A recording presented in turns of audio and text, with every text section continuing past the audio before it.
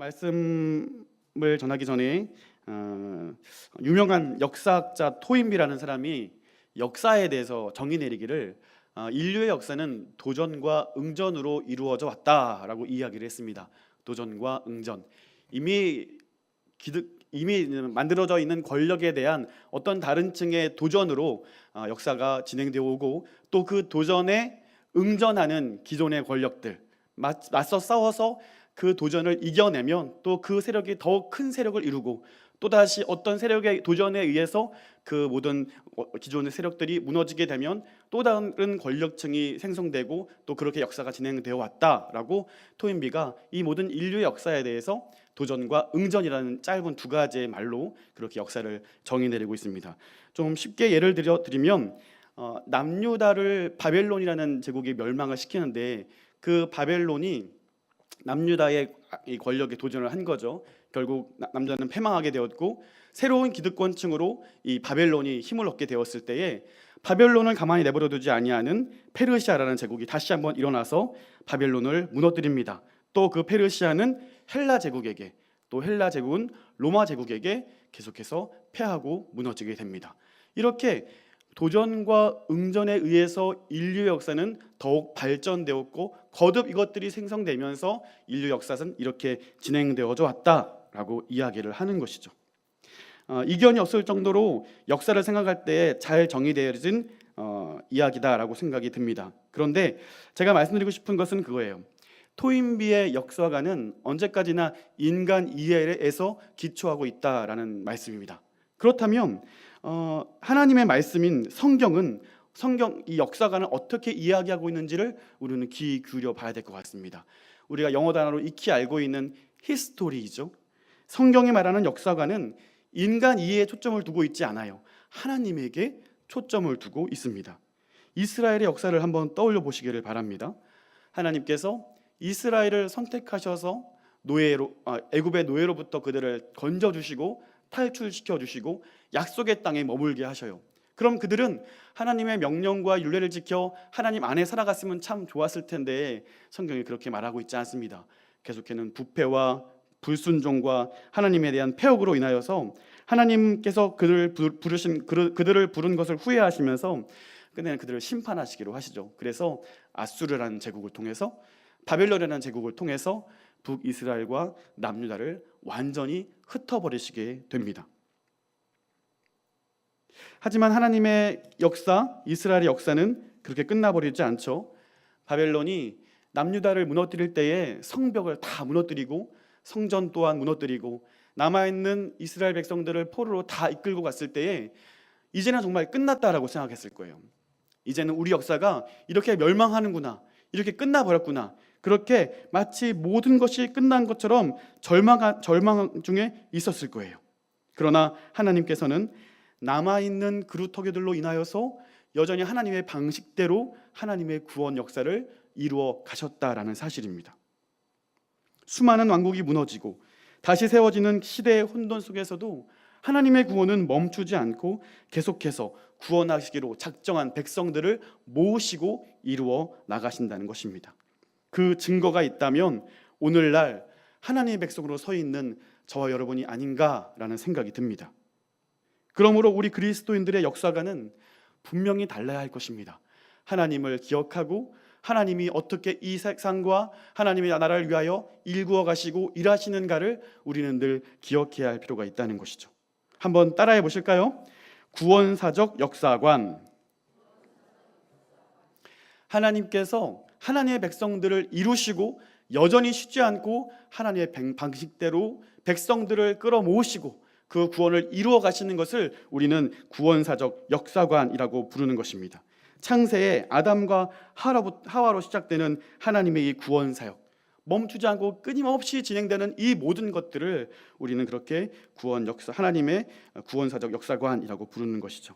여러분 기억하시면 좋을 것 같습니다. 하나님의 사역은 멈추지 않습니다. 하나님은 끊임없이 자기 백성들을 모으시고 하나님 나라를 일구어 가시는 분이십니다. 구약시대를 떠올려 보세요. 하나님은 배반하는 자기 백성을 위해서 끊임없이 선지자들을 통하여 외칩니다. 돌아오라, 회개하라, 내게로 돌이키라.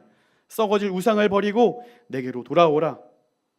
그래도 돌아오지 않는 자들을 위해서 이방 민족을 통하여 심판하시기도 하였고, 또 계속해서 이방의 민족들을 통하여서 이스라엘 백성들을 교훈하시고 책망하시는 것을 보게 돼요. 400년 이상 하나님은 그들에게 응답하지 않으셔요. 마치 모든 것이 끝난 것 같지만 하나님은 구원의 날을 기다리시면서 예수 그리스도를 통하여서 하나님의 백성들을 주님께로 인도하십니다. 예수님께서 그 사명을 이루시기 위하여서 십자가에 못 박혀 죽으시죠. 그래서 하나님께서는 유대인들만을 위한 하나님이 아니라, 유대인들만의 구원을 위한 구원이 아니라 이방인들, 병든 자들, 소외받는 자들, 그 모든 자들을 위한 하나님으로 하나님의 구원 사역을 이루어 가십니다. 자, 우리 본문의 43절 말씀 한번 읽어보시겠습니까? 다 함께 43절 함께 읽겠습니다. 시작. 그에 대하여 모든 선지자도 증언하되 그를 믿는 사람들이 다 그의 이름을 힘입어 죄사함을 받는다 하였느니라. 아멘. 그렇습니다. 하나님은 모든 자들을 위한 하나님으로, 모든 자들을 위한 구원으로 그의 구원을 이루어 가십니다. 자, 그런데 문제는 예수님으로 인하여서 온 인류로 확장된 이 하나님의 구원 사역을 원치 않는 무리들이 있었다는 사실입니다. 그들이 누구입니까? 바로 유대인들이었습니다. 선민의식, 자기들만 하나님의 백성이라고 생각하여서 자기 민족이 아닌 다른 사람들에 대해서는 관심 갖지 않습니다. 어차피 구원받지 못할 사람들이기 때문에 그들의 관심밖에 있었다는 사실이죠. 43절을 말하고 있는 베드로조차 하나님을 통한 깨달음이 없었다면 이거는 결코 이해할 수 없는 일이었습니다. 말씀드린 대로 하나님의 백성들은 오로지 유대인들, 자기들이라고 생각하기 때문입니다. 말씀드린 대로 하나님은 이스라엘만을 위한 하나님이 아니십니다. 모든 만물의 창조주이시며 모든 자를 구원하시기를 원하십니다. 헬라이든 로마인이든 모든 이방인이든 예수 믿는 모든 자들에게 하나님의 자녀가 되는 권세를 주시기를 원하시는 것이 바로 하나님 아버지의 마음이라는 사실입니다. 그럼에도 불구하고 그들은 여전히 자신들만이 하나님께 구원받는 선민이라고 생각하였습니다. 그래서 사도행전 7장과 8장을 보면 유대인들로 하여금 박해를 받는 그리스도인들의 모습이 잘 소개되어 있어요. 그 가운데 스데반 집사님이 결국 그들에 의해 순교를 당하시게 되죠. 그 일로 인하여서 유대인들이 그리스도인들을 향한 박해가 더욱 극심하게 돼요. 그래서 여러분 8장 1절 말씀 한번 펴보시겠습니까? 8장 1절 말씀 함께 읽어보겠습니다. 8장 1절 시작.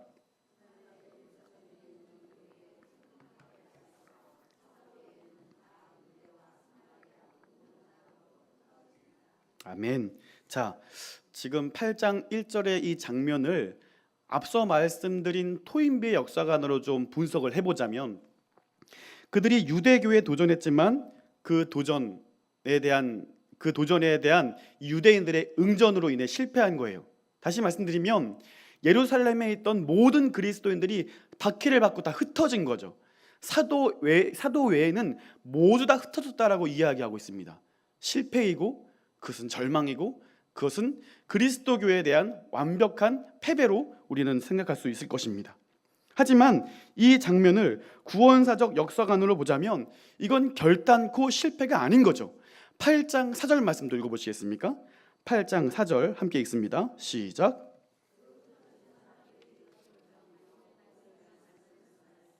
아멘.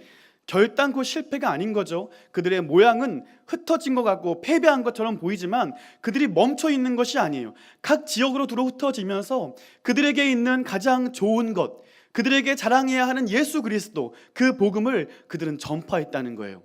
가장 좋은 예수 그리스도를 그들은 이야기하고 흩어진 모든 장소에서 하나님 나라를 세워갔다라는 사실입니다. 놀라운 하나님의 구원 계획이었다는 사실을 우리는 장면을 통하여서 깨닫게 됩니다. 예수님께서 승천하시기 전에 지켜보는 모든 이들에게 이렇게 명령하시잖아요. 너희에게 성령이 임하시면 너희가 권능을 받아 예루살렘과 유다와 예루살렘 온 유다와 사마리아와 땅 끝까지 이르러 내 증인이 되리라. 그때는 이 말씀이 어떤 말씀인지 이해하지 못했을 거예요. 그러나 실제로 이러한 일이 닥친 다음에 예수 그리스도의 명령이 온전히 진행되어지는 것을 그들은 목격하게 되는 것이죠. 예루살렘에 모여있던 초대교회 성도들이 유대인들의 박해로 예루살렘을 떠나게 되었고 결국 사마리아와 전 지역으로 흩어져서 하나님의 복음을 전하게 됩니다. 그들로 인하여서 온 유대와 갈릴리와 사마리아에 교회가 세워지고 그 교회들이 든든히 서갔다라고 성경은 증언하고 있습니다. 여러분, 하나님은 실패하지 않습니다. 하나님은 결단코 실패하지 않으시고 실수하지 않는 분이십니다. 하나님의 구원은 여전히 이루어져 가고 있고 진행 중에 있고 여전히 지금도 진행 중이라는 사실을 여러분 반드시 기억하시면 좋겠습니다. 그리고 오늘 여러분이 함께 읽은 이 본문 역시 멈추지 않는 하나님의 구원 역사 가운데 한 장면이라는 것을 우리는 알게 되죠. 이방인이었던 고넬료라는 사람이 등장을 하죠. 그는 로마군의 백부장으로서 군인 100명을 통솔하고 지휘하는 군대 장관이었습니다. 그리고 그는 이방인으로서 하나님을 신앙하는 경건한 사람이었다라고 10장에서 이야기해주고 있습니다. 여러분, 하나님을 신앙하는 경건한 사람이라고 성경이 이야기하고 있는데 경건이 무엇일까요? 경건이 무엇일까요? 우리가 흔히 생각하기로 경건하면 어떤 모양을 떠올릴 수도 있겠어요. 제가 퀴즈를 하나 드릴까요? 어느 것이 경건의 모습인지 한번 맞춰보세요. 1번입니다.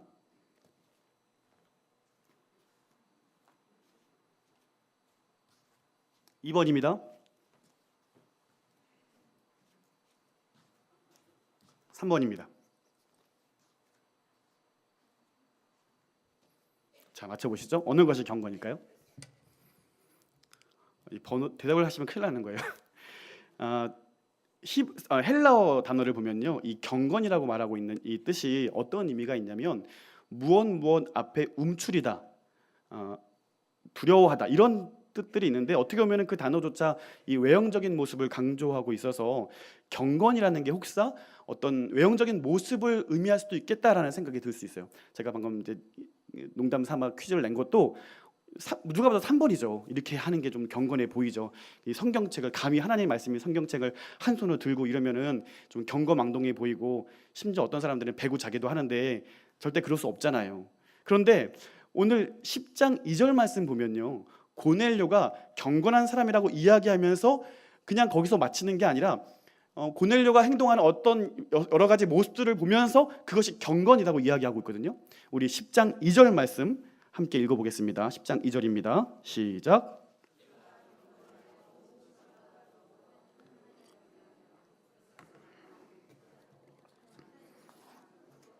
아멘. 자, 경건하여라면서 말씀들이 이어지는데 세 가지의 특징이 있었습니다. 첫 번째는 뭐였죠? 온 집안과 더불어 하나님을 경외하였더라. 두 번째는 뭐죠? 백성들 많이 구제함. 세 번째는요? 하나님께 항상 기도함. 이 세 가지가 고넬료에게 있었고 성경에 주자는 이러한 고넬료의 모습을 보면서 그가 경건한 사람이다라고 이야기를 하고 있어요. 하나님을 경외하고 하나님을 예배하고 하나님을 신앙하는데 이방인으로서 그가 하나님을 믿는 것이 참 쉽게 볼 수 있는 일은 아니잖아요. 또 군대 장관으로서, 로마인으로서. 그런데 그가 하나님을 믿는 사람이었음에도 불구하고 자기만 믿는 것이 아니라 온 집안 사람들이 함께 하나님을 경외할 수 있도록 하나님을 나타내고 하나님을 전하고 하나님이 살아계시다는 것을 보여주고 있는 거예요. 여기서 집안이라는 것은 자기의 가족만을 이야기하는 건 아닙니다. 그가 지휘관으로서 100명의 이 군사들에게도 부하들에게도 하나님을 나타내고 하나님을 보여줬다는 거예요. 그 증거로 여러분 7절 말씀 하반절을 한번 보십시오. 10장 7절 하반절을 보시면 부하 가운데 경건한 사람 하나를 불러. 그 100명의 부하 중에 여러 명이 있는 거예요. 그 여러 명의 경건한 사람 중에 하나를 부른 거죠. 그러니까 부하들도 이 고넬료를 보면서 하나님을 보는 거예요. 고넬료를 보면서 하나님이 살아계시는구나, 하나님은 저런 분이시구나, 저런 하나님 때문에 고넬료가 이러한 삶을 살아가는구나 깨닫게 되는 거죠. 여러분, 경건이라는 것은요, 자기가 하나님을 경외하는 것뿐만 아니라 많은 사람들이 그의 모습을 보면서 하나님을 볼 수 있는 거죠. 두 번째는 많은 사람들을 구제했다고 이야기해요. 당시 이 로마의 지휘관으로서 어떤 현지에 파견되어서 온 이런 장교들은요, 현 주민들을 이렇게 깔봐요. 이렇게 너그러이 대하지 않고요, 되게 강압적인 자세를 취합니다. 그래서 그들이 주로 하는 것은 돈을 빼앗는다거나 착취한다거나 이런 일들을 하죠. 그의 모습과는 정반대로 그는 오히려 많은 사람들을 구제하고 있다라고 얘기합니다. 도와주는 거예요. 돌봐주는 거예요. 자신의 많은 재산을 나누어서 병들고 힘들고 어려운 사람들을 도와주었다라고 이야기를 하죠. 하나님을 경외하는 사람들은요, 참 경건한 사람들은요, 그의 시선이 세상을 향해 있는 거죠. 하나님의 마음으로 하나님이 안타까운 사람들을 그들은 지켜보고 바라보고 하나님께서 그러하시듯 그도 구제하고 도와주는 거예요. 세 번째는 항상 기도하더라. 항상 기도하더라. 그는 기도하는 사람이었다는 겁니다. 여러분, 경건은 외형에 있지 않습니다. 경건의 시작은 하나님을 경외함에 있습니다. 요셉과 같이 늘 하나님 앞에 살아가는 것입니다. 그리고 경건한 자의 시선은 언제나 세상을 향하여 있습니다. 그리고 그 시선을 빼앗기지 않기 위해 늘 잠잠히 기도하는 가운데 그의 뜻과 그의 사명을 늘 발견하는 사람들입니다. 고넬료가 비록 이방인이었지만 하나님 앞에 그러한 경건한 삶을 살아가는 거예요. 사랑하는 성도 여러분, 오늘 저와 여러분의 경건을 한번 돌아보실까요? 우리는 어떤 모습으로 하나님 앞에 경건하게 살아가고 있습니까? 때로는 말씀 보고 기도하는 일, 그것만으로 충분히 내가 경건한 생활을 하고 있다라고 생각할 수도 있겠습니다. 그러나 오늘 고넬료의 경건을 보면서 우리가 돌아봐야 될 모습은 무엇인가요? 오늘 우리가 다시금 새롭게 결정하고 마음을 바꿔야 할 대목들은 어떤 것일까요? 한번 살펴볼 수 있으면 좋을 것 같습니다. 하나님은 그러한 고넬료를 주목하셨고 결국 베드로를 통하여서 그를 구원하시기로 작정하십니다.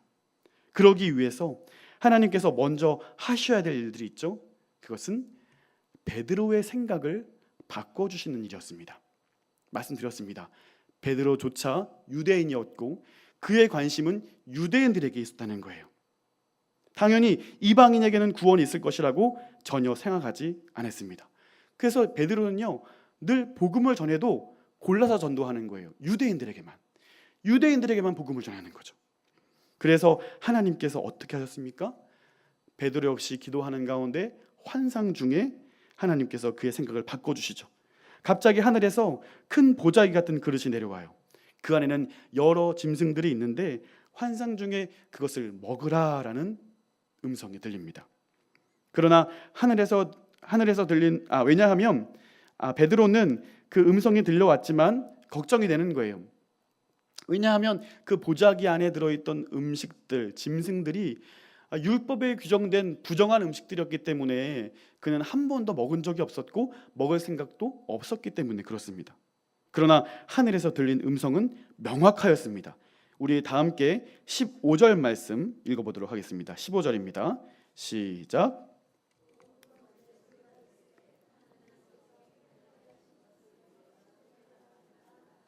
아멘. 여러분, 베드로에게 있어서 이 음성, 이 환상은 어쩌면 하나님이 나의 믿음을 시험하시는가 보다라고 생각할 수도 있겠습니다. 왜냐하면 베드로가 그러한 짐승을 먹지 않은 이유는 단 한 가지예요. 율법에 그렇게 나와 있기 때문에 그렇습니다. 하나님께서 하지 말라고 하셨기 때문입니다. 그렇기 때문에 그는 율법을 지키고 하나님을 사랑하는 마음으로 이때까지 그 부정하다고 규정되는 음식들을 한 번도 입에 대지 않았습니다. 그런데 하늘의 환상이 내려와서 그것들을 먹으라고 하니까 하나님이 내 믿음을 시험하시는가? 내가 무엇을 해야 하는가? 그는 걱정이 되고 고민이 들기 시작하는 거예요. 그렇게 환상이 끝나는 상황에서도 이게 무슨 말씀인가? 베드로는 고민하고 또 하나님 앞에 묻고 있어요. 마침 고넬료가 보낸 사람들이 베드로를 찾아오죠. 그리고 그들과 고넬료의 집에 도착을 하게 됩니다. 고넬료는 집에 도착한 베드로에게 자기에게 있었던 일들을 다 설명합니다.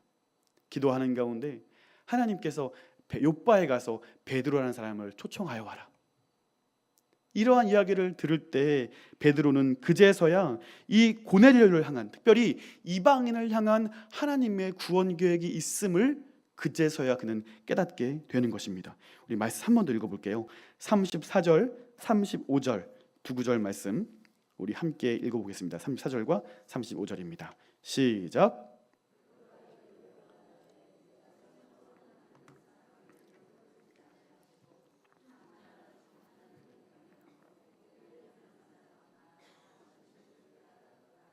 아멘.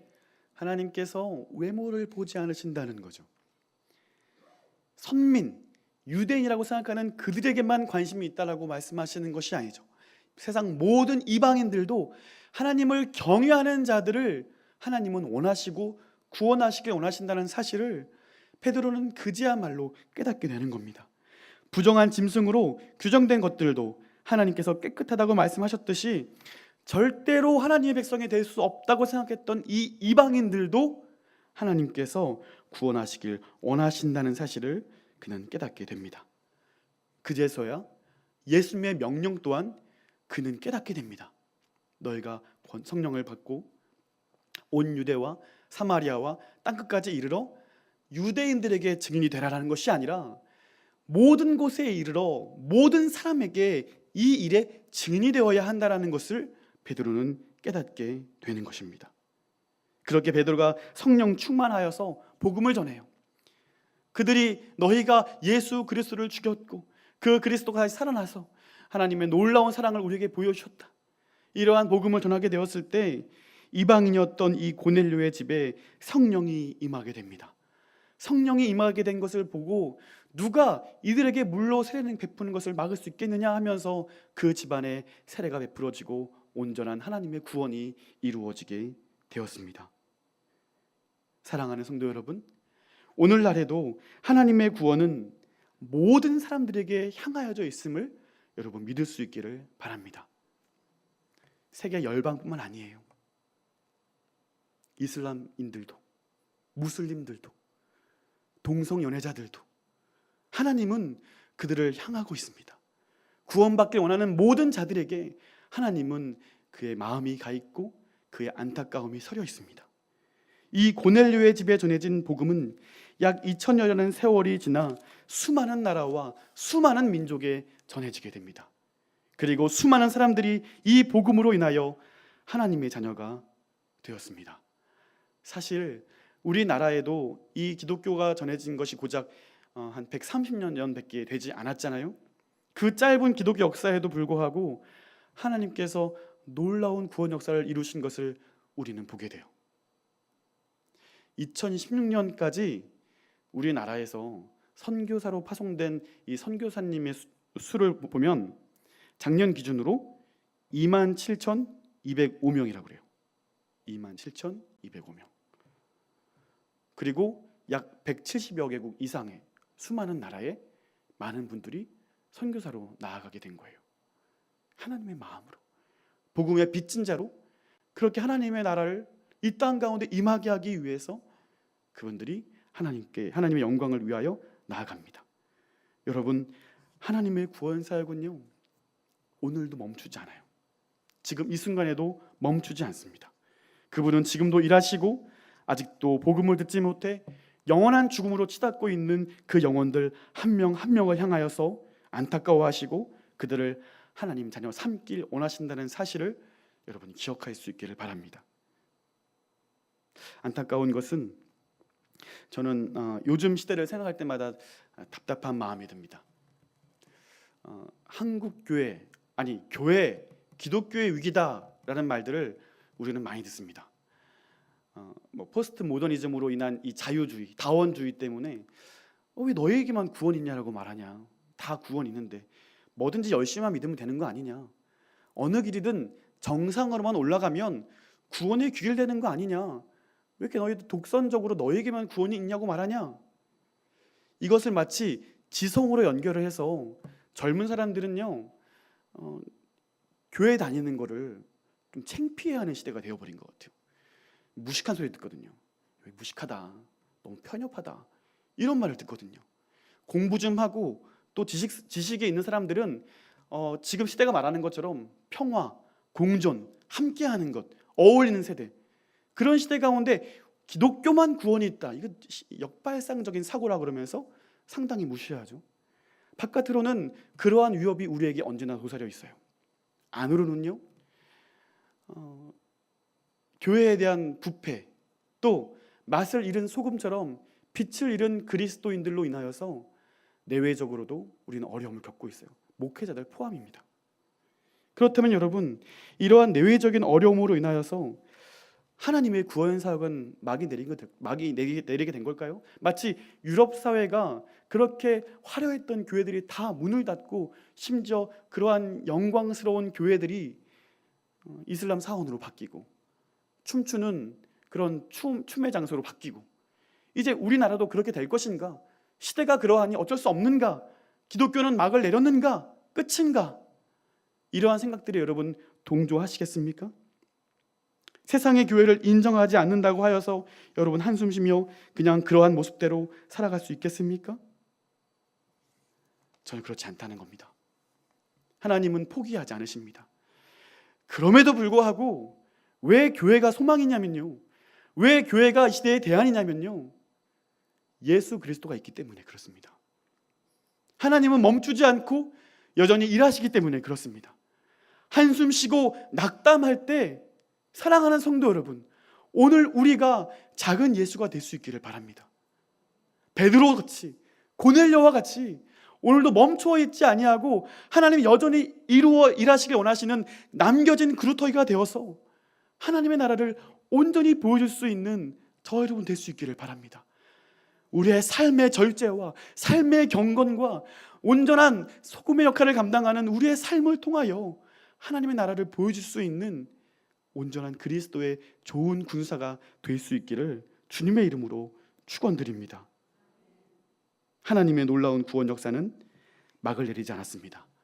예수 그리스도께서 다시 오시는 그날이 마지막 날입니다. 오히려 우리는 그날 오기를 소망하며 기대하며 최선을 다해 우리에게 주어진 삶의 역할을 잘 감당해야 할 줄로 믿습니다. 하나님은 이 장엄한 구원 역사를 저와 여러분을 통하여서 펼쳐나가시기를 원하신다는 사실을 여러분 기억하십시오. 그러므로 우리는, 저와 여러분은 이 일의 증인입니다. 우리는 증인입니다. 만일 우리가 하나님이 맡기신 이 구원 사역을 멈추고 있다면 누군가는 죽고 있는 겁니다. 우리가 멈추어 있고 이 일을 감당하지 않고 누군가가 하겠지라고 생각한다면 나를 통하여 이끌어올 하나님의 백성, 그 영혼은 죽어가고 있는 것입니다.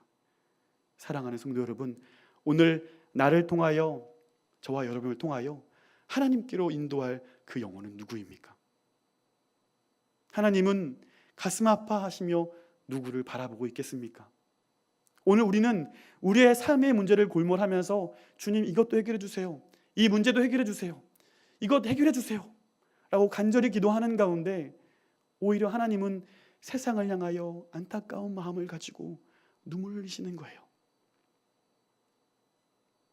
하나님께서 우리를 부르신 이유는 한 가지입니다.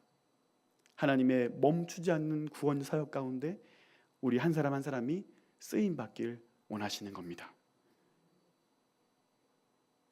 이처럼 놀라운 하나님의 구원 사역은 끝나지 않고 저와 여러분을 통하여 일하시길 원하신다는 사실을 우리가 깨달았으면 이제 그 일을 우리가 어떻게 감당할 것인가, 이 부분에 관심 갖기를 원합니다.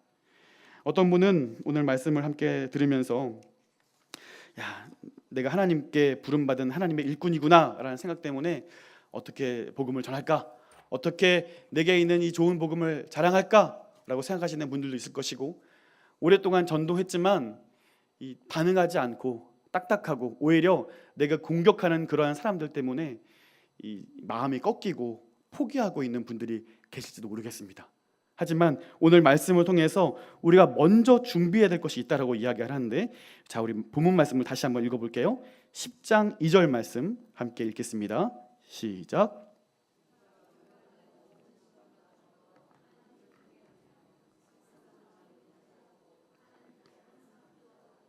한 구절 더요. 10장 9절입니다. 9절 시작.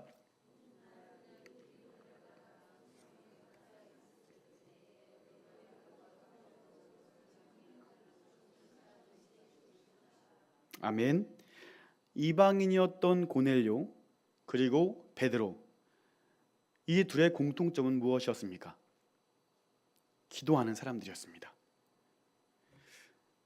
2절 말씀 보시면 고넬료가 항상 기도하더라라고 되어 있는데, 이 항상이요, 때마다 시간을 나타내는 의미이기도 하고요. 또 한 가지는 뭐냐면 매사 모든 일에 대하여 기도하더라라는 의미도 돼요. 두 가지 의미인 거죠. 항상 기도하지만 무슨 일을 만나든지 기도하는 사람이었다는 거예요. 항상 기도하더라. 베드로 역시 마찬가지입니다. 그가 옥상에 올라가는 이유는 한 가지입니다. 기도하기 위해서죠. 더욱 놀라운 것은 그들이 기도하니까 하나님이 일하시더라라는 거예요. 그들이 기도하니까, 기도로 준비하니까 하나님이 그들을 통하여 일하시더라라는 거예요. 그러므로 하나님의 구원 역사는 기도로 시작됨을 우리가 볼 수 있게 되는 거예요. 그러니까 전도해야 되겠다 마음 먹고 예수천당 불신족 이렇게 외치시면 곤란해요. 먼저 기도해야 되는 거죠. 그 영혼을 위해서 먼저 기도해야 되는 거예요.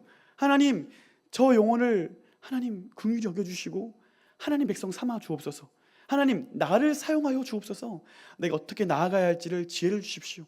내가 어떻게 섬겨야 할지, 어떻게 주를 전해야 할지를 알게 해주십시오. 하나님의 마음으로 기도할 때에 하나님이 기회를 주실 거예요. 하나님이 그 마음을 주실 거예요. 또 한 가지, 우리가 왜 기도를 준비해야 되냐면, 경험해 보신 분들도 있겠지만 아무리 준비하고 아무리 기도하지만 그의 마음이 철옹성 같아서 요만큼도 내게 시간을 주지 않으려는 분들이 있어요. 매몰차게 거절하고 매몰차게 무시하고, 너나 예수 믿어라, 나는 열심히 여기서 살고 그 지옥 갈란다, 이렇게 매몰차게 대하시는 분들이 있다는 거죠. 그런데 우리가 기도하는 가운데 그러한 거부감을 우리가 경험하면서 나를 위해 십자가에 죽으신 예수 그리스도께서 당하신 그 거부감을 아주 조금이나마 우리가 경험해 볼 수 있게 되는 거죠. 그렇게 하나님 마음을 알면요, 그렇게 실망스럽지 않아요. 다시 힘을 낼 수 있어요. 다시 일어날 수 있어요. 포기하지 않을 수 있어요. 하나님이 포기하지 않으시는 것처럼 우리 또한 포기하지 않을 수 있어요. 무엇을 통해서요? 기도를 통해서 우리는 그런 일들을 감당할 수 있다는 사실입니다. 자, 우리 말씀 한 구절 더 읽어볼게요. 4절 말씀 함께 읽겠습니다. 시작.